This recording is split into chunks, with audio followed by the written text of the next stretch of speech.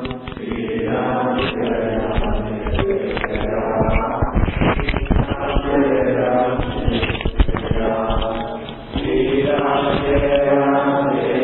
ಓಂ ಹರಿ ಓಂ.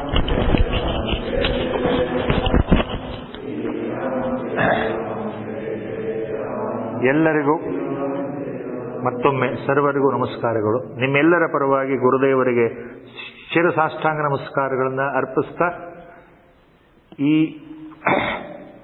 ನಮ್ಮ ಸಂವತ್ಸರದ ಉತ್ತರಾಯಣ ಪುಣ್ಯಕಾಲದಲ್ಲಿ ಬಂದಿರತಕ್ಕಂತಹ ಮೊದಲನೇ ರಾಮನಾಮ ಸಂಕೀರ್ತನೆ ಶುಭಪರ್ವದ ದಿವಸ ಗುರುಗಳ ಆಜ್ಞೆ, ಅವರ ಆಜ್ಞೆ ಪ್ರಕಾರ ಅರ್ಧ ಗಂಟೆ ವ್ಯಾಖ್ಯಾನ ಭಗವದ್ಗೀತಾ. 4:15 ಗುರುಗಳು ಬರ್ತಾ ಇದ್ದಾರೆ. ಎಲ್ಲರಿಗೂ ಫಲಸಮರ್ಪಣೆಯನ್ನು ಮಾಡ್ತಾ ಇದ್ದಾರೆ. ಅಲ್ಲಿವರೆಗೆ ವ್ಯಾಖ್ಯಾನ ಪ್ರಾರಂಭ ಮುಂದುವರಿತಾ ಇದೆ. ಓಂ ನಮೋ ಭಗವತೆ ವಿರಾಜೇಶ್ವರಾಯ. ಓಂ ಶ್ರೀ ಗಣೇಶಾಯ ನಮಃ. ಓಂ ಮಹಾಸರಸ್ವತ್ಯೈ ನಮಃ. ಪ್ರಾರ್ಥನಾ ಶ್ಲೋಕಗಳು. ವಸುದೇವಸುತಂ ದೇವಂ ಕಂಸಚಾಣೂರಮರ್ದನಂ ದೇವಕೀ ಪರಮಾನಂದಂ ಕೃಷ್ಣಂ ವಂದೇ ಜಗದ್ಗುರುಂ. ಮೂಕಂ ಕರೋತಿ ವಾಚಾಲಂ ಪಂಗುಂ ಲಂಘಯತೆ ಗಿರಿಂ ಯತ್ಕೃಪಾತಮಹಂ ವಂದೇ ಪರಮಾನಂದಮಾಧವಂ. ನಾರಾಯಣಂ ನಮಸ್ಕೃತ್ಯ ನರಂ ಚೈವ ನರೋತ್ತಮಂ ದೇವೀಂ ಸರಸ್ವತೀಂ ವ್ಯಾಸಂ ತತೋ ಜಯಮುದೀರಯೇತ್. ಹೋದ ಸಲ ಮೊದಲನೇ ಅಧ್ಯಾಯ ವಿಷಾದ ಯೋಗ, ಅರ್ಜುನ ವಿಷಾದ ಯೋಗ 44ನೇ ಶ್ಲೋಕಕ್ಕೆ ನಿಂತಿತ್ತು ವ್ಯಾಖ್ಯಾನ. 45ನೇ ಶ್ಲೋಕದಿಂದ ಇಂದಿನ ವ್ಯಾಖ್ಯಾನ ಪ್ರಾರಂಭ. We are commencing from the 45th ಶ್ಲೋಕ of the first chapter, Arjuna ವಿಷಾದ ಯೋಗ. ಆಸ್ ಎಕ್ಸ್ಪ್ಲೈನ್ಡ್ ಲಾಸ್ಟ್ ಟೈಮ್, ಅರ್ಜುನನ ಮನಸ್ಸಿಗೆ ಆಚಾರ್ಯ ಶಂಕರರು ಹೇಳುವ ಹಾಗೆ ಭಗವದ್ಗೀತೆ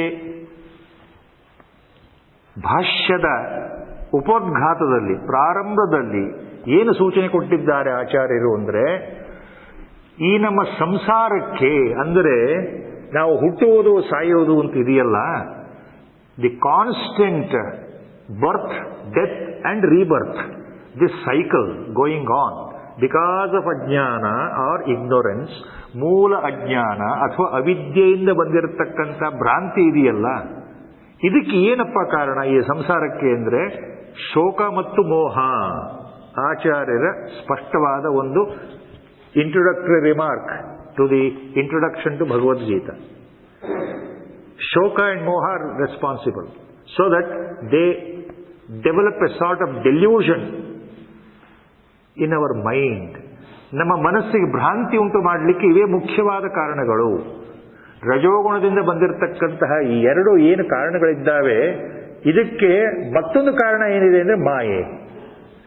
ಮಾಯೆಯಿಂದ ನಾವು ಆವರಿಸಲ್ಪಟ್ಟು ಭ್ರಾಂತಿಯಿಂದ ಈ ಜಗತ್ತನ್ನು ಸತ್ಯ, ನಾನು ಸತ್ಯ, ನೀವು ಸತ್ಯ, ನಾನು ನನ್ನವರು, ಈ ಭಾವದಲ್ಲಿ ಅಹಂಕಾರ ಮಮಕಾರಗಳು ಶುರುವಾದಾಗ ಬರ್ತಕ್ಕಂಥ ಎಲ್ಲ ರೀತಿಯ ಸಂದಿಗ್ಧಗಳು, ಶೋಕಗಳು, ಸಂತಾಪಗಳು, ಸಂಕಟಗಳಿಗೆ ಈ ಶೋಕ ಯಾತಕ್ಕೆ ಬಂತು? ಮೋಹದಿಂದ ಬಂತು.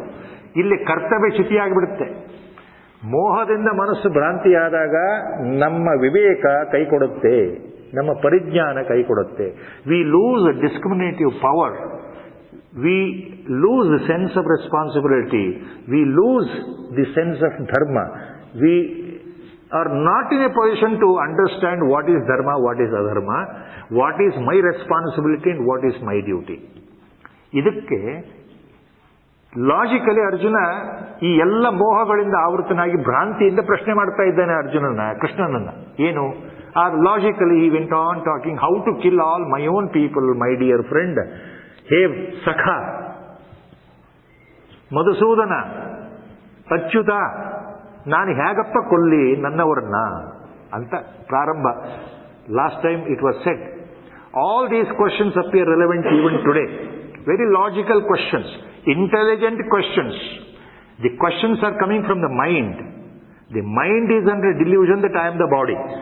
ನಾನು ದೇಹ ಅನ್ನೋ ಬುದ್ಧಿಯಿಂದ ಬರ್ತಕ್ಕಂಥ ಈ ಪ್ರಶ್ನೆಗಳು ಸರಿಯಾಗಿದೆ. ಮುಂದೆ ಏನು ಹೇಳ್ತಾ ಇದ್ದಾನೆ ಅರ್ಜುನ? 45ನೇ ಶ್ಲೋಕ. ಅಹೋಬತ ಮಹತ್ಪಾಪಂ ಕರ್ತುಂ ವ್ಯವಸಿತಾ ವಯಂ ಯದ್ರಾಜ್ಯ ಸುಖಲೋಭೇನ ಹಂತುಂ ಸ್ವಜನ ಮುದ್ಯತ. ಮತ್ತೆ ಸ್ವಜನ, ನನ್ನವರು. ಅರ್ಜುನ ಹೇಳ್ತಾ ಇದ್ದಾನೆ, ಅಹೋಬತ ಮಹತ್ಪಾಪಂ ಕರ್ತುಂ ವ್ಯವಸಿತಾ ವಯಂ ಯದ್ರಾಜ್ಯ ಸುಖಲೋಭೇನ ಹಂತುಂ ಸ್ವಜನ ಮುದ್ಯತ. I am conducting a sin or I am undergoing a sin. I am doing a sin. I am doing a great papa. Ayyo. Aho. Bata. Exclamatory mark. ಆಶ್ಚರ್ಯ. ಸಂತಾಪದಿಂದ ಆಶ್ಚರ್ಯ. ಅಯ್ಯಯ್ಯೋ, ನಾನು ಏನು ಮಾಡ್ಲಿಕ್ಕೆ ಹೊರಟಿದ್ದೆ ಕೃಷ್ಣ, ಈಗಲಾರೂ ನನಗೆ ಬುದ್ಧಿ ಬಂತಲ್ಲ ಅನ್ನೋ ಭಾವ ಅದು. See what a sin I was about to commit. I am about to commit a great sin. I am going to kill my own people, my own grandfather, my own kith and kins, my own cousins, my own friends in this war. So, at least I am happy I have understood my folly. ಈಗ ನನಗೆ ಗೊತ್ತಾಗ್ತಾ ಇದೆ ಎಂಥ ತಪ್ಪು ಮಾಡ್ಲಿಕ್ಕೆ ಹೊರಟಿದ್ನಲ್ಲಪ್ಪ ಕೃಷ್ಣ. ಅಹೋಬತ, ಅಯ್ಯಯ್ಯೋ, ಅಹೋಬತ, ಏನಪ್ಪ, ಗೊತ್ತಿದ್ದು ಈ ತಪ್ಪು ಮಾಡ್ತಾ ಇದ್ದೇನಲ್ಲಪ್ಪ ನಾನು Krishna. See that means the point here, ಅಹೋಬತ ಮಹತ್ಪಾಂ ಕರ್ತುಂ ವ್ಯವಸಿತ ವಯಂ. I am about to indulge in the greatest sin of my lifetime. That means, ಇದು ಹೇಗೆ ಅಂದ್ರೆ, when do I say all these things? When I think that I am the greatest intelligent person on the earth.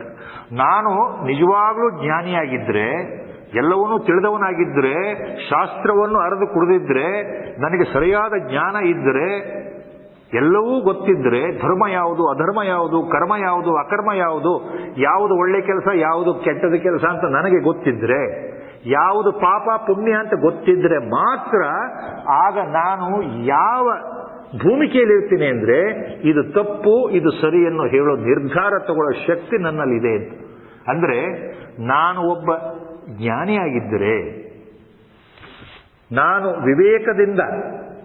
ವಿವೇಚನೆಯಿಂದ ಮಾತನಾಡುವನಾಗಿದ್ದರೆ, ಧರ್ಮಾಧರ್ಮಗಳ ಸೂಕ್ಷ್ಮವನ್ನು ತಿಳಿದಿದ್ರೆ ಮಾತ್ರ ಈ ಮಾತನ್ನು ಹೇಳಬಹುದು.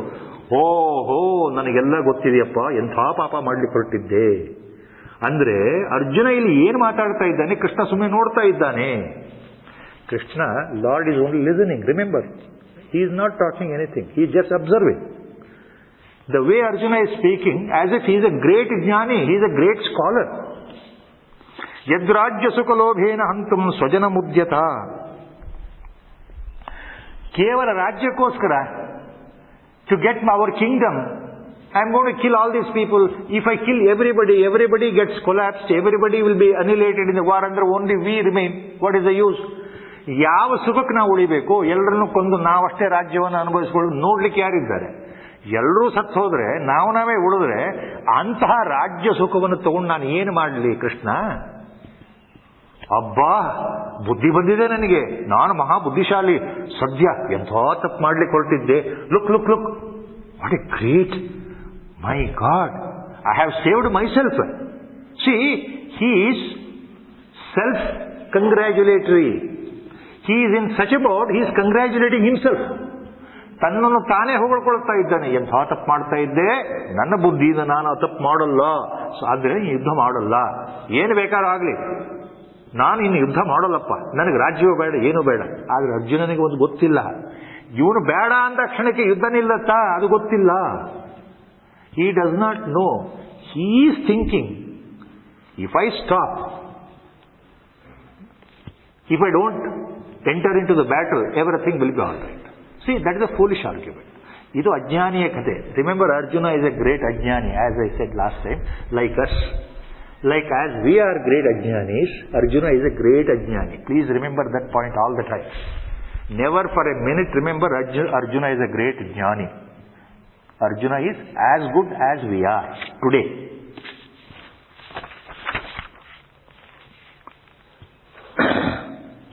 So he continues his argument in the same vein. ಏನು ಹೇಳ್ತಾ ಇದ್ದಾನೆ ಮುಂದೆ? ಯದಿ ಮಾಮ ಪ್ರತೀಕಾರಂ ಅಶಸ್ತ್ರಂ ಶಸ್ತ್ರಪಾಣಯಃ ಧಾರ್ತೃರಾಷ್ಟ್ರಾರಣೇ ಹನ್ಯುಸ್ತನ್ಮೇ ಕ್ಷೇಮತರಂ ಭವೇತ್. So he is going to the extreme. ಬಹಳ ಮುಂದೆ ಹೋಗ್ತಾ ಇದೆ ಮನಸ್ಸು. ಏನು? ಮಾಂ ಅಪ್ರತೀಕಾರಂ ಅಶಸ್ತ್ರಂ ಯದಿ ಶಸ್ತ್ರಪಾಣಯ ಧಾತೃರಾಷ್ಟ್ರ ಹನ್ಯುಹೋ ರಣೆ. ನಾನು ಶಸ್ತ್ರವನ್ನು ಕೆಳಗಡೆ ಇಟ್ಬಿಡ್ತೇನೆ, ನಾನು ಯುದ್ಧ ಆಡಲ್ಲ. ಅಶಸ್ತ್ರಂ ಅಪ್ರತೀಕಾರಂ, ನಾನು ದ್ವೇಷದಿಂದ ಅವ್ರನ್ನ ಕೊಲ್ಲಕ್ಕೆ ಹೋಗೋದೇ ಇಲ್ಲ, ದ್ವೇಷವನ್ನು ತೆಗೆದುಹಾಕ್ಬಿಡ್ತೇನೆ, ಶಸ್ತ್ರಗಳನ್ನ ಬಿಟ್ಟುಬಿಡ್ತೇನೆ, ಬಿಲ್ಲು ಬಾಣವನ್ನು ತೆಗೆದುಹಾಕ್ಬಿಡ್ತೇನೆ, ಕತ್ತಿಯನ್ನು ಬಿಟ್ಬಿಡ್ತೇನೆ, ಗಲೆಯನ್ನು ಬಿಟ್ಬಿಡ್ತೇನೆ, ರಥದಿಂದ ಕೆಳಗೆಳೆದು ಬಿಡ್ತೇನೆ. ಅವರು ಬೇಕಾದರೆ ಯಾರು ಎದುರುಗಳಿದ್ದಾರಲ್ಲ, ನನ್ನ ದಾಯಾದಿಗಳು ದುರ್ಯೋಧನಾದಿಗಳಿದ್ದಾರಲ್ಲ, ಮೈ ಕಸಿನ್ಸ್, ಯಾರು? ಶಸ್ತ್ರಪಾಣಯ ಧಾತೃರಾಷ್ಟ್ರ, ಶಸ್ತ್ರ ಸನ್ನದ್ಧರಾಗಿ ಬಂದಿದ್ದಾರಲ್ಲ, ಅವ್ರು ಬೇಕಾದ್ರೆ ನನಗೆ ಕೊಂಡು ಹೋಗಿ. If they want to kill me, let them kill me, I am not bothered, I will not fight. See what a wonderful argument. It looks so beautiful. In the present context, if you apply simply your mind, in the worldly life, it looks very correct. It looks very correct. ಯಾವುದು? ಅಹಿಂಸಾ ಮಾರ್ಗ, ಸತ್ಯಾಗ್ರಹ. ಅವನು ನನ್ನ ಕೊಂದ್ರೂ ಪರವಾಗಿಲ್ಲ, ನಾನು ಯುದ್ಧ ಮಾಡಲ್ಲ. ಸತ್ಯಾಗ್ರಹ, ಅಹಿಂಸಾ ಮಾರ್ಗ, correct ಅನ್ಸುತ್ತೆ. It looks so correct. Logically, intelligently, it appeals to our logic, our mind, because we are in the worldly life. Oh yes, he is right. See, lot of commentaries are there on this first chapter end. The question was there in the minds after the Dwapara Yuga, Mahabharata. ಕಳೆದ 5,000 ವರ್ಷಗಳಿಂದ ಈ ಪ್ರಶ್ನೆ ಇದೆ. Please remember, we are taking now itself. For the last 5,000 years, not now. ದ್ವಾಪರ ಯುಗ ಮುಗಿದು ಕಲಿಯುಗ ಪ್ರಾರಂಭ ಆಗಿ 5,100 ವರ್ಷ ಆಗಿದೆ. ಅಂದ್ರೆ 5,000 ವರ್ಷದಿಂದ ಒಂದು ಪ್ರಶ್ನೆ ಇದೆ ಎಲ್ಲರ ಮನಸ್ಸಿನಲ್ಲಿ. ಯಾರು ಬುದ್ಧಿವಂತರು, ವಿಚಾರವಂತರು, ಬುದ್ಧಿಜೀವಿಗಳು, ವಾಗ್ಮಿಗಳು, ಶಾಸ್ತ್ರ ಸಂಪನ್ನರು ಅಂತ ನಮ್ಮ ದೇಶದಲ್ಲಿದ್ದಾರೆ. Those who are scholars, worldly scholars, exponents of all the shastras, those who are darshanikas, those who are intellectuals, those who proclaim themselves to be the greatest thinkers, self-styled thinkers, they have put this question in our country, and outside the country also some philosophers have put this question.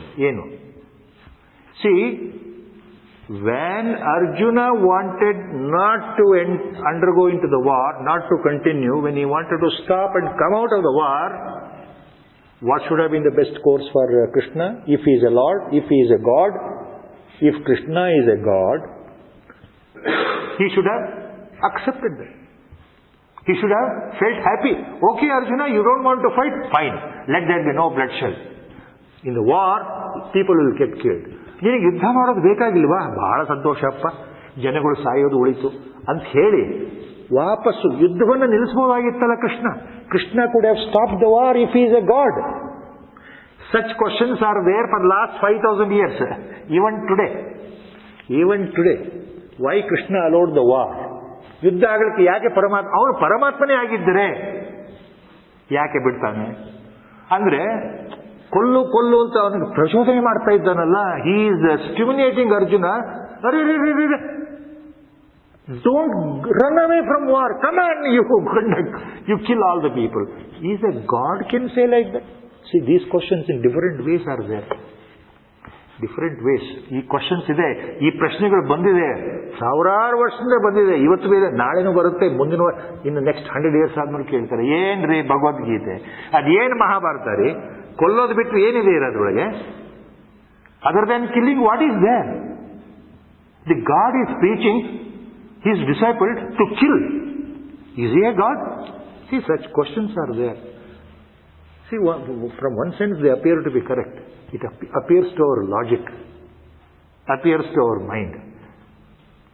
Because we are polite, we are decent, we are educated, we are well-mannered, we are gentlemen, we think these things are correct. Unnecessary bloodshed ಯಾತಕ್ಕಾಗಬೇಕು? ತಪ್ಪಿಸ್ಬೇಕಲ್ವಾ? ಭಗವಂತ ತಪ್ಪಿಸಲಿಲ್ಲ, ಯಾಕೆ? ಈ ಪ್ರಶ್ನೆಗಳು ಬರುತ್ತೆ. ಅದಕ್ಕೆ ಈ ಪ್ರಶ್ನೆ ಮನಸ್ಸಲ್ಲಿ ಇಟ್ಕೊಳ್ಳಿ. ಇದಕ್ಕೆ ವ್ಯಾಖ್ಯಾನ ಏನಿದೆ ಆಮೇಲೆ ಹೇಳೋಣ. How the commentaries are there given by acharyas and mahaniyas on this question. The questions appear very correct logically, very very correct.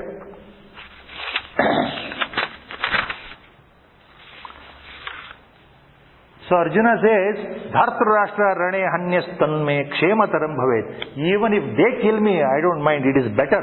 It is better let them kill me than I enter into war. ಅವರು ನನ್ನನ್ನು ಕೊಂದರೂ ಕ್ಷೇಮವೇ, ಆದರೆ ನಾನು ಕೊಲ್ಲಿಕ್ಕೆ ಹೋಗಲ್ಲಪ್ಪ ಕೃಷ್ಣ. ಏವ ಮುಕ್ತ್ವಾರ್ಜುನ ಸಂಖ್ಯೆ ರಥೋಪಸ್ಥ ಉಪಾವಿಶತ್ ವಿಸೃಜ್ಯ ಸಶರಂ ಚಾಪಂ ಶೋಕ ಸಂವಿಘ್ನ ಮಾನಸಃ. One stage ನಾವು ends here. ಈ ರೀತಿ ಹೇಳಿಬಿಟ್ಟು ಗಳಗಳ ಅಂತ ದುಃಖ ತಡಿಲಾರದೆ, ಅಳು ತಡಿಲಾರದೆ, ಕಣ್ಣಲ್ಲಿ ನೀರು ತುಂಬಿಕೊಂಡು ಅರ್ಜುನ ಏನೋ ಮಾಡಕ್ ಗೊತ್ತಾಗ್ತಾ ಇಲ್ಲ, ಮನಸ್ಸು ಅಷ್ಟು ಉದ್ವಿಗ್ನ ಆಗಿದೆ.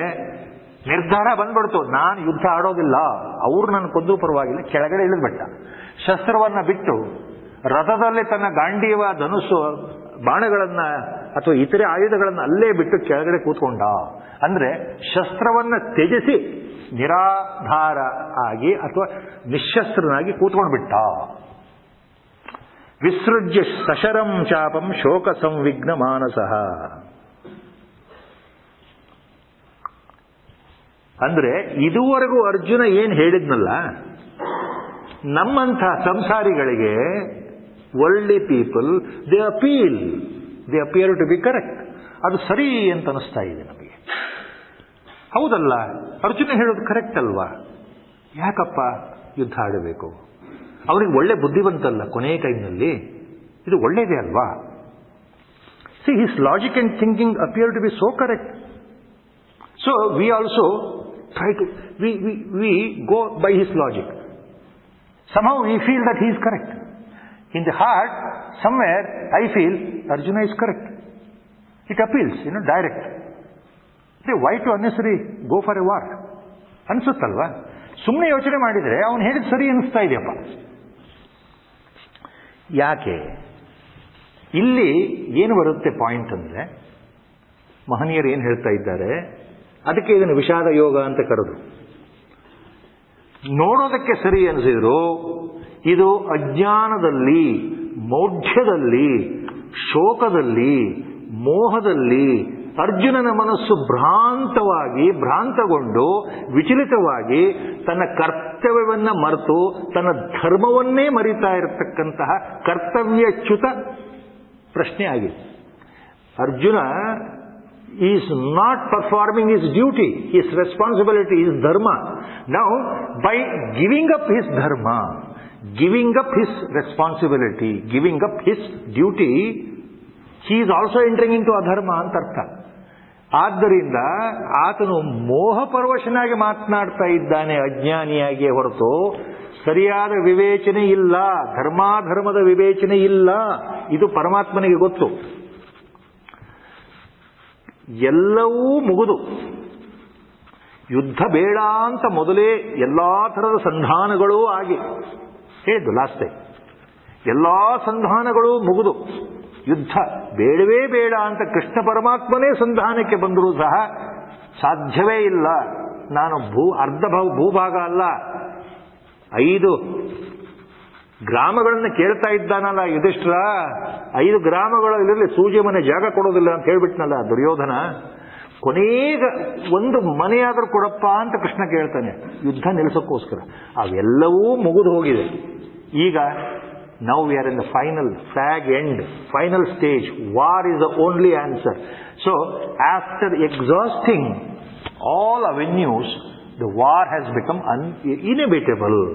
ಅನಿವಾರ್ಯವಾಗಿ ಬಂದಿರತಕ್ಕಂಥದ್ದು. ಎಲ್ಲ ಸಂಧಾನಗಳು ಮುಗಿದು ಯುದ್ಧ ಆಗಲೇಬೇಕು ಅನ್ನೋ ತೀರ್ಮಾನಕ್ಕೆ ಅವನು ಬದ್ಧನಾಗಿ, ದುರ್ಯೋಧನ ಸಂಕಲ್ಪ ಇದೆಯಲ್ಲ, ಏನಾದರೂ ಆಗಲಿ ಯುದ್ಧ ಆಡೋ, ನನ್ನ ಕೊಂದಬೇಕಾ ರಾಜ್ಯ ತಗೋ, ನಾನು ಕೊಡೋದಿಲ್ಲ. ಇಲ್ಲಿ ಮತ್ತೊಂದು ಪ್ರಶ್ನೆ ಮನಸ್ಸಿಗೆ ಬರುತ್ತೆ. ಧರ್ಮರಾಯ ಎಂಬಾಡಿಮೆಂಟ್ ಆಫ್ ಧರ್ಮ, ಪಾಂಡವರಲ್ಲಿ ಹಿರಿಯ ಧರ್ಮರಾಯ ಕೊನೆಗೆ ಮನಸ್ಸು ಮಾಡಿದ್ರೆ ಹೋಗ್ಲಿಯಪ್ಪ ಅವನು ಕೊಡಲ್ಲ ಅಂತಾನಲ್ಲ, ಬೇಡ ವಾಪಸ್ ನಾವು ಕಾಡಿಗೆ ಹೋಗೋಣ ಅಂತ ಹೇಳ್ಬೋದಾಗಿತ್ತಲ್ಲ. See another question. Dharmaraya Yudhishthira eldest of the 5 Pandavas could have avoided the war because he is the embodiment of dharma. ಧರ್ಮದ ಪ್ರತಿರೂಪ ಅವನು, ಸಜ್ಜನಿಕೆ ಪ್ರತಿರೂಪ, ಶಾಂತತೆಯ ಪ್ರತಿರೂಪ, ಜ್ಞಾನವನ್ನು ತಿಳ್ಕೊಂಡಿರ್ತಕ್ಕಂಥವನು, ಧರ್ಮಾಧರ್ಮವನ್ನು ಬಲ್ಲವನು. ಅವನು ದುರ್ಯೋಧನ ಏನ್ ಮಾಡಿದ ಕೊಡಲ್ಲ ಅಂತ ನಮ್ಮ ರಾಜ್ಯವನ್ನ ನಮಗೆ ಸಂದಾಯ ಆಗ್ಬೇಕಾಗಿದ್ದು ಹೋಗ್ಬೇಡ, ಆಲ್ರೈಟ್ ಬೇಡಪ್ಪ ನೀ ಏನಾರ ಮಾಡ್ಕೋ, ಆಲ್ರೈಟ್. ಅವನೇ ವಾಪಸ್ ಬಂದಿದ್ರೆ ಉಳಿದವರು ಅವನ ಮಾತು ಕೇಳ್ತಾ ಇದ್ರಲ್ಲ. ಧರ್ಮರಾಯ ಯಾಕೆ ಯುದ್ಧಕ್ಕೆ ಬಂದ? Why Yudhishthira finally entered the war? ಕೇಳ್ಬೋದು. ಮಹಾಭಾರತ ಪೂರ್ತಿ ಓದಿದ್ರೆ ಈ ಪ್ರಶ್ನೆ ಬರೋಲ್ಲ. If you know Mahabharata correctly this questions will not come. Because we don't know Mahabharata completely, such questions will be there in our mind ಅಂತ ಅರ್ಥ. ಅಲ್ಲಿ ಏನಾಗುತ್ತೆ, ಧರ್ಮರಾಯ ಯಾತಕ್ಕೆ ಅನಿವಾರ್ಯವಾಗಿ ಯುದ್ಧಕ್ಕೆ ಬರ್ತಾನೆ ಅಂದ್ರೆ, ತಾಯಿ ಆಜ್ಞೆ. ಕುಂತಿ ಕೊನೇ ಘಟ್ಟದಲ್ಲಿ ಬಹಳಷ್ಟು ನೊಂದಿರತಕ್ಕಂತಹ ತಾಯಿ ಕುಂತಿ ಒಂದು ಮಾತು ಹೇಳ್ತಾಳೆ. ಯಾವಾಗ ದುರ್ಯೋಧನ ರಾಜ್ಯ ಕೊಡಲ್ಲ ಅಂತ ಹೇಳಿದ್ನೋ, ಯುದ್ಧವೇ ಆಡಿ ತಗೊಳ್ಳಿ ಅಂತ ಹೇಳಿದ್ನೋ, ultimately Kunti tells the eldest of the Pandavas, ಯುದ್ಧ ಆಡೋ ಅನಿವಾರ್ಯ. ನಮ್ಮ ಪಾಲಿನ ನ್ಯಾಯವಾಗಿ ಬರ್ತಕ್ಕಂಥ ಧರ್ಮದಿಂದ ಬರ್ತಕ್ಕಂಥ ನಮ್ಮ ಸ್ವತ್ತನ್ನು ನಾವು ತಗೊಳ್ತಾ ಇದ್ದೇವೆ ಹೊರತು ಇನ್ನೊಬ್ಬರು ಸ್ವತ್ತನ್ನು ನಾವು ಕಸ್ಕೊಳ್ತಾ ಇಲ್ಲ. ಆದ್ರಿಂದ ಯುಧಿಷ್ಠಿರ, ನಾನು ಆಜ್ಞೆ ಮಾಡ್ತಾ ಇದ್ದೇನೆ, ಯುದ್ಧ ಆಡು, ಯುದ್ಧವನ್ನು ಆಡು, ನಿನ್ನ ಪಾಲಿನ ರಾಜ್ಯವನ್ನು ತೆಗೆದುಕೊ. Kunti, the mother gives the ajna to Yudhishthira. So he bows down to the mother, enters into the war because it is the ajna of the mother. ಜೊತೆಗೆ Draupadi also has taken another great vow. Draupadi ಮತ್ತೊಂದು ಪ್ರತಿಜ್ಞೆ ಮಾಡಿದ್ದಾಳೆ. ಪಂಚ ಪಾಂಡವರ ಪತ್ನಿ ಪಾಂಚಾಲಿ ಮತ್ತೊಂದು ಪ್ರತಿಜ್ಞೆ ಮಾಡಿದ್ದಾಳೆ. ಏನ್ ಮಾಡಿದ್ದಾಳೆ? ನೀವು ಯಾರು ಯುದ್ಧ ಆಡದೇ ಇದ್ರೆ, 5 ಜನ ಗಂಡಂದ್ರಿಗೆ ಹೇಳಿರೋ ಮಾತು, ನೀವು ಯಾರು ಯುದ್ಧ ಆಡದೇ ಇದ್ರೆ, ದುರ್ಯೋಧನನ್ನ ಕೊನೆಗಾಣದೇ ಇದ್ರೆ, ಅಧರ್ಮ ರೂಪದಲ್ಲಿರ್ತಕ್ಕಂಥ ಕರ್ಣ, ದುರ್ಯೋಧನ, ದುಶ್ಯಾಸನ ಇವರನ್ನ ನೀವು ನಾಶ ಮಾಡದೇ ಇದ್ರೆ, ನಾನು ದ್ರೌಪದಿ ಪ್ರತಿಜ್ಞೆ ತಗೊಳ್ತಾ ಇದ್ದೇನೆ. ಏನು ಅಂದ್ರೆ, ನನ್ನ 5 ಜನ ಮಕ್ಕಳಿದ್ದಾರಲ್ಲ, ಉಪಪಾಂಡವರಿದ್ದಾರಲ್ಲ, ನಿಮ್ಮಿಂದ ಹುಟ್ಟಿರೋ 5 ಜನ ಮಕ್ಕಳಿದ್ದಾರಲ್ಲ, ಪಾಂಡುಪುತ್ರರು, ನಿಮ್ಮ ಮಕ್ಕಳು, ಈ 5 ಜನ ಮಕ್ಕಳು ಅಭಿಮನ್ಯು, ಮತ್ತೆ ನನ್ನ ಅಣ್ಣ ದುಷ್ಟದ್ಯುಮ್ನ, ಮತ್ತೆ ನನ್ನ ತಂದೆ ದ್ರುಪದ, ಇವ್ರ ಜೊತೆ ಇವ್ರಿಗೆ ಹೇಳಿ ಅವ್ರು ಯುದ್ಧ ಮಾಡೇ ಮಾಡ್ತಾರೆ. ನನ್ನ ಮಕ್ಕಳು ದುರ್ಯೋಧನನ್ನು ಕೊಲ್ತಾರೆ. ನೀವು ಕೊಲ್ಲಕ್ಕಾಗದಿದ್ರೆ ಅವ್ರು ಕೊಲ್ತಾರೆ. ಇದು ನಿಶ್ಚಿತ, ಅವಳ ಪ್ರತಿಜ್ಞೆ. ಹಾಗಾಗಿ ಯಾವ ಕಾರಣಕ್ಕೂ ಯುದ್ಧ ನಿಲ್ಲೋ ಹಾಗಿಲ್ಲ. War had become inevitable because of these things. So now when Arjuna says I will not, ಅಂದ್ರೆ you think the war will be stopped? All these things Krishna lord knows. Arjuna ಕೂತ್ಕೊಂಡೆ ಬರೋತ್ ಹೇಳ್ತಾ ಇದ್ದ, ನಾನು ಯುದ್ಧ ಆಡಲ್ಲ, ನಾನು ಯುದ್ಧ ಆಡಲ್ಲ. ಏನ್ ಮಾಡಬೇಕು? ಏವ ಮುಕ್ತ್ವಾರ್ಜುನ ಸಂಖ್ಯೆ ರಥೋಪಿ ಉಪಾಶ ವಿಸೃಜ್ಯ ಸಶರಂ ಚಾಪಂ ಶೋಕ ಸಂವಿಘ್ನ ಮಾನಸಃ. ಇಲ್ಲಿ ತಮಾಷೆ ಏನು ಅಂದ್ರೆ, ಯುದ್ಧ ಪ್ರಾರಂಭದ ಮೊದಲು ಇದೇ Dharmaraya, the same Yudhishthira, looking at the army of Kauravas, he was worried. Look at Bhishma, Drona, Krupacharya, Ashwathama, Shalya, and this 100 Kauravas, starting from Duryodhana. 18 Akshoyani Sainya. He looks at and he was perturbed.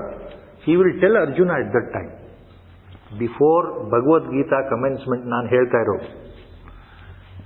Dharmaraya, Yudhishthira tells Arjuna, looking at the Kaurava army, ಅಯ್ಯೋ 18 ಅಕ್ಷೋಣಿ ಸೈನ್ಯ ಇದೆಯಲ್ಲಪ್ಪ, ಅತಿರಥ ಮಹಾರಥರಿದ್ದಾರಲ್ಲಪ್ಪ.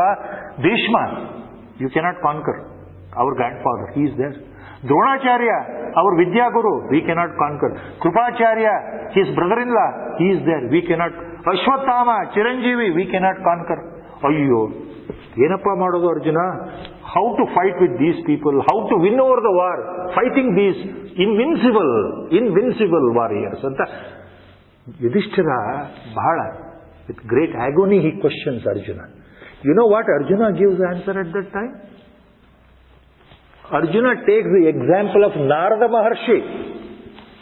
ದೇವರ್ಷಿ ನಾರದರು, ದೇವತೆಗಳು ಅಸುರರಿಗೂ ಒಮ್ಮೆ ಯುದ್ಧ ಆದಾಗ ರಾಕ್ಷಸರ ಕೈ ಮೇಲಾಗಿತ್ತು, ದೇವತೆಗಳು ಪೆಟ್ಟು ತಿಂದು ಓಡ್ ಹೋಗ್ತಾ ಇದ್ದಾಗ ದೇವತೆಗಳನ್ನ ಕರೆದವರು ಮಹರ್ಷಿಗಳು ಉಪದೇಶ ಕೊಡ್ತಾರೆ. ಹೆದರಬೇಡಿ, ಹೆದರಬೇಡಿ ದೇವತೆಗಳೇ, ಯಾಕೆ ಓಡ್ ಹೋಗ್ತಾ ಇದ್ದೀರಿ? ನಿಮ್ಮಲ್ಲಿ ಧರ್ಮ ಇದೆ, ಧರ್ಮ ನಿಮ್ಮ ಹತ್ರ ಇದೆ, ನ್ಯಾಯ ನಿಮ್ಮ ಹತ್ರ ಇದೆ, ಸತ್ಯ ನಿಮ್ಮ ಹತ್ರ ಇದೆ, ನೀವು ಗೆಲ್ಲೋದು ಖಂಡಿತ, ಯುದ್ಧ ಆಡಿ. ಆ ಮಾತನ್ನ ಅರ್ಜುನ ಅಣ್ಣನಿಗೆ ಹೇಳ್ತಾನೆ before the commencement of war. Arjuna recalls what Devarshi Narada explained to the devatas who are running away from the battle against Rakshasas. ಅಲ್ಲಿ ನಾರದರು ಏನು ಹೇಳ್ತಾರೆ? ತ್ಯಕ್ವಾ ಧರ್ಮಂ ಚ ಲೋಭಂ ಚ ಮೋಹಂ ಚೋದ್ಯಮಸ್ಥಿತ ಯುದ್ಧದ್ವ ಅಹಂಕಾರ ಯತೋ ಧರ್ಮಸ್ತತೋ ಜಯಃ. Same words which Sanjaya used.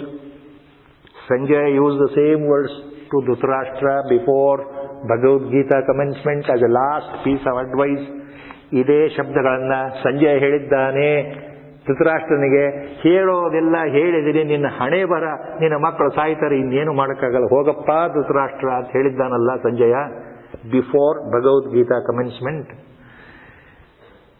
ಯಥೋ ಧರ್ಮಸ್ತತೋ ಜಯ. ಎಲ್ಲಿ ಧರ್ಮ ಇದೆಯೋ ಅಲ್ಲಿ ಜಯ ಇದೆಯಪ್ಪ. ಅದು ನಾರದ ಮಹರ್ಷಿಗಳ ಮಾತು, ದೇವತೆಗಳಿಗೆ ಹೇಳಿದ್ದು. ಏನ್ ಹೇಳ್ತಾರೆ? ತ್ಯಕ್ವಾ ಧರ್ಮಂ ಚ ಲೋಭಂ ಚ ಮೋಹಂ ಚೋದ್ಯಮಂ ಮಾಸ್ಥಿತ ಯುದ್ಧದ್ವಂ ಅಹಂಕಾರ ಯಥೋ ಧರ್ಮಸ್ತತೋ ಜಯ. C,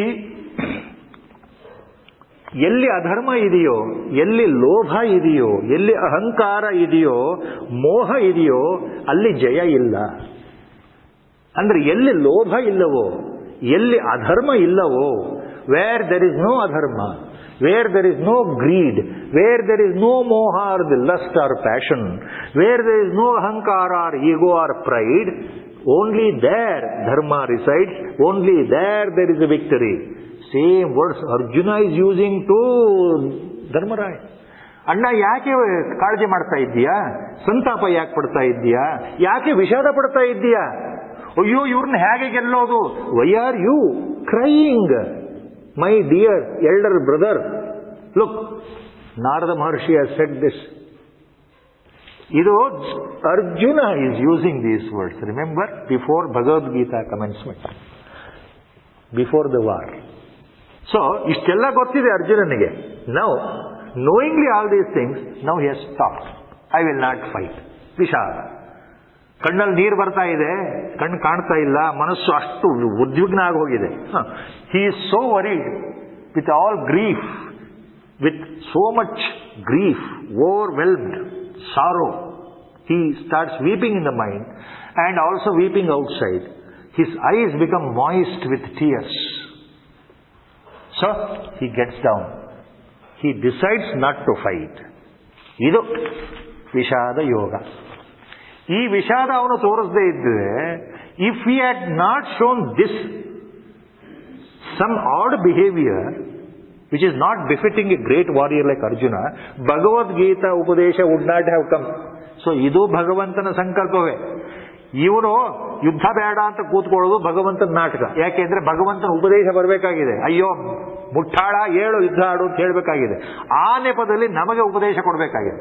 C, making Arjuna is ನಿಮಿತ್ತ, ಗಾಡ್ ಡಿಸೈಡೆಡ್ ಟು ಗಿವ್ ಉಪದೇಶ ಟು ದ ಮ್ಯಾನ್ಕೈಂಡ್ ಬಿಕಾಸ್ ಕಲಿಯುಗ has already entered at that time. He knows that Kali Yuga is there. So, he is giving Upadesha. The Sankalpa is there. So, that is how he made Arjuna to behave in such an odd manner, Vishada, Dukkha, so that he could advise him properly. ಅಲ್ಲಿಗೆ 47ನೇ ಶ್ಲೋಕಕ್ಕೆ ಈ ಮೊದಲನೇ ಅಧ್ಯಾಯ ವಿಷಾದ ಯೋಗ ಅಂತ ಏನು ಹೆಸರಿಟ್ಟಿದ್ದಾರೆ, ಇದು ಮುಗಿತಾ ಇದೆ. ಇದಕ್ಕೆ ಇನ್ನೊಂದು ಸಣ್ಣ ಸೂಚನೆ ಏನು ಅಂದರೆ, ರಾಮಾನುಜಾಚಾರ್ಯರು, ಶ್ರೀಮದ್ ರಾಮಾನುಜಾಚಾರ್ಯರು ಮಹಾಮಹಿಮರು, ಅವರ ಗುರುಗಳು ಯಾಮನ ಮುನಿಗಳು. ಯಾಮನ ಮುನಿಗಳು ಇದಕ್ಕೆ ವ್ಯಾಖ್ಯಾನ ಬರೀತಾ ಇರಬೇಕಾದ್ರೆ on Bhagavad Gita, the Yamuna Muni, guru of one of the gurus of Ramanujacharya, the great Acharya, he has used a word. This behavior of Arjuna, this type of sorrow, grief, okay, I will not kill my own people, I will not fight. This behavior is called asthana karunya. Asthana, that means displaced. Asthana means unwanted, displaced. Karunya, compassion. Yamuna Muni says this type of argument given in nearly 18 shlokas of the first chapter by Arjuna is exhibiting Asthana Karunya. ಇದು ಅಸ್ಥಾನ ಕಾರುಣ್ಯವನ್ನು ತೋರಿಸ್ತಾ ಇದೆ. ಮೋಹದಿಂದ ಅವನು ಭ್ರಾಂತಿಯಾಗಿ ಅಜ್ಞಾನದಲ್ಲಿ ಮಾತಾಡ್ತಾ ಇದ್ದಾನೆ. ನಾನು ಅನ್ನೋ ಭಾವ ಇದೆ ಅವನಿಗೆ. ನಾನು ಶರೀರ, ಇವರು ನನ್ನವರು, ಸ್ವಜನರು, ಸ್ವಬಾಂಧವರು, ಈ ಭಾವ ಇರೋದ್ರಿಂದ ಅಜ್ಞಾನಿ ಥರ ಮಾತಾಡ್ತಾ ಇದ್ದಾನಲ್ಲ ಅಂತ ಅವ್ರು ಹೇಳ್ತಾರೆ. ಬಹಳ ಸುಂದರವಾದ ಶಬ್ದ. That one word explains everything. ಅಸ್ಥಾನ ಕಾರುಣ್ಯ, unwanted, displaced. You say, wrong information at a wrong time. This is not expected. Unwanted, unexpected compassion. ಇಲ್ಲಿಗೆ ಮೊದಲನೇ ಅಧ್ಯಾಯ ವಿಷಾದ ಯೋಗ ಮುಗಿಯುತ್ತೆ ಅನ್ನೋದಕ್ಕೆ ಮೊದಲು ಹೇಳಿದಾಗೆ ಸೂಚನೆ. ಮೊದಲು ಮೂಲ ಮಹಾಭಾರತದಲ್ಲಿ ಇಲ್ಲದೇ ಇದ್ದರೂ ತದನಂತರ ಆಚಾರ್ಯರ ಮೊದಲ ವ್ಯಾಖ್ಯಾನ ಭಗವದ್ಗೀತಾ ಭಾಷ್ಯ 8ನೇ ಶತಮಾನದಲ್ಲಿ ಬರೋದ್ರ ಒಳಗೇನೆ ಪ್ರತಿಯೊಂದು ಅಧ್ಯಾಯಕ್ಕೆ ಕೊನೆಯ ಭಾಗದಲ್ಲಿ ಈ ಎಲ್ಲ ರೀತಿಯ ಗುಣವಾಚಕಗಳನ್ನ, ಶಬ್ದವಾಚಕಗಳನ್ನ ಸೇರಿಸಿದ್ದು ಯಾವ ಮಹನೀಯರು, ಯಾವ ವೃತ್ತಿಕಾರರು ಗೊತ್ತಿಲ್ಲ. ಪ್ರತಿಯೊಂದು ಅಧ್ಯಾಯದ ಕೊನೆಯಲ್ಲಿ ಬಂದಿರತಕ್ಕಂಥ ಮಾತುಗಳು ಮೂಲ ಮಹಾಭಾರತದ ವ್ಯಾಖ್ಯಾನದಲ್ಲಿ ಇಲ್ಲ. ಇಲ್ಲಿ ಪ್ರತಿ ಅಧ್ಯಾಯದ ಕೊನೆಯಲ್ಲಿ ಭಗವದ್ಗೀತಾ ಶ್ಲೋಕಗಳ ಕೊನೆ, ಅಧ್ಯಾಯದ ಕೊನೆ ಭಾಗದಲ್ಲಿ ಇದು ಬಂದಿದೆ, ಪಾರಂಪರಿಕವಾಗಿ ಬಂದಿದೆ.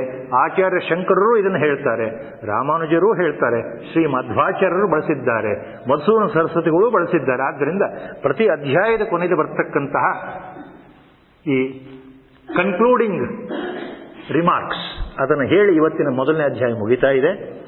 ಓಂ ತತ್ಸದಿತಿ ಶ್ರೀಮದ್ಭಗವದ್ಗೀತಾಸು ಉಪನಿಷತ್ಸು ಬ್ರಹ್ಮವಿದ್ಯಾಯಾಂ ಯೋಗಶಾಸ್ತ್ರೇ ಶ್ರೀಕೃಷ್ಣಾರ್ಜುನ ಸಂವಾದೆ ಅರ್ಜುನ ವಿಷಾದ ಯೋಗೋ ನಾಮ ಪ್ರಥಮೋಧ್ಯಾಯ. 4:15 ಆಗಿದೆ. ಗುರುಗಳು ಬರೋ ಸಮಯದ ತನಕ ವ್ಯಾಖ್ಯಾನ ಮಾಡುವಂತ ಅಪ್ಪಣೆ ಮಾಡಿದ್ದಾರೆ. 2ನೇ ಅಧ್ಯಾಯ ಸಾಂಖ್ಯಯೋಗ ಪ್ರಾರಂಭ ಆಗಬೇಕು. ಇಲ್ಲಿ ಒಂದು ವಿಶೇಷತೆ ಇದೆ, ಅದನ್ನು ಹೇಳಿಬಿಟ್ಟು 2ನೇ ಅಧ್ಯಾಯ ವಿ ವಿಲ್ ಸ್ಟಾರ್ಟ್. ಏನು ವಿಶೇಷತೆ ಅಂದರೆ, when the second adhyaya commences called Sankhya Yoga, Sanjaya is narrating all this to Dhritarashtra. So the first shloka is Sanjaya ವಾಚ. Very simple. ಏನು ಹೇಳ್ತಾ ಇದ್ದಾನೆ? ತಂ ತಥಾ ಕೃಪಯಾ ವಿಷ್ಟಂ ಅಶ್ರುಪೂರ್ಣಾಕುಲೇಕ್ಷಣಂ ವಿಷೀದಂತಮಿದಂ ವಾಕ್ಯಂ ಉವಾಚ Madhusudana. So when Arjuna with all moist eyes and tears, he got down. He decided not to fight. What happened? Looking at him now, all the time the Lord was keeping quiet. Now he starts giving ಉಪದೇಶ. ಅದು ಮೊದಲನೇ ಶ್ಲೋಕ. ಇಲ್ಲಿಗೆ ಸರಿಯಾಗಿ ಗುರುದೇವರ ಆಗಮನ ಆದ್ದರಿಂದ ಮೊದಲನೇ ಶ್ಲೋಕಕ್ಕೆ ನಾವು ನಿಲ್ಲಿಸ್ತಾ ಇದ್ದೇವೆ. ಗುರುಗಳಿಗೆ ನಮಸ್ಕಾರವನ್ನು ಮಾಡಿ ಮತ್ತೆ 3 ಮಂಗಳಾಚರಣದ ಶ್ಲೋಕದೊಂದಿಗೆ ಇವತ್ತಿನ ವ್ಯಾಖ್ಯಾನ ನಿಲ್ತಾ ಇದೆ. ವಸುದೇವಸುತಂ ದೇವಂ ಕಂಸಚಾಣೂರಮರ್ದನಂ ದೇವಕೀ ಪರಮಾನಂದಂ ಕೃಷ್ಣಂ ವಂದೇ ಜಗದ್ಗುರುಂ ಮೂಕಂ ಕರೋತಿ ವಾಚಾಲಂ ಪಂಗುಂ ಲಂಘಯತೆ ಗಿರಿಂ ಯತ್ಕೃಪಾತಮಹಂ ವಂದೇ ಪರಮಾನಂದಮಾಧವಂ. ನಾರಾಯಣಂ ನಮಸ್ಕೃತ್ಯ ನರಂ ಚೈವ ನರೋತ್ತಮಂ ದೇವೀಂ ಸರಸ್ವತೀಂ ವ್ಯಾಸಂ ತತೋ ಜಯಮುದೀರಯೇತ್. ಹರಿ ಓಂ ತತ್ಸತ್. ಓಂ ನಮೋ ಭಗವತೆ ವಿರಾಜೇಶ್ವರ.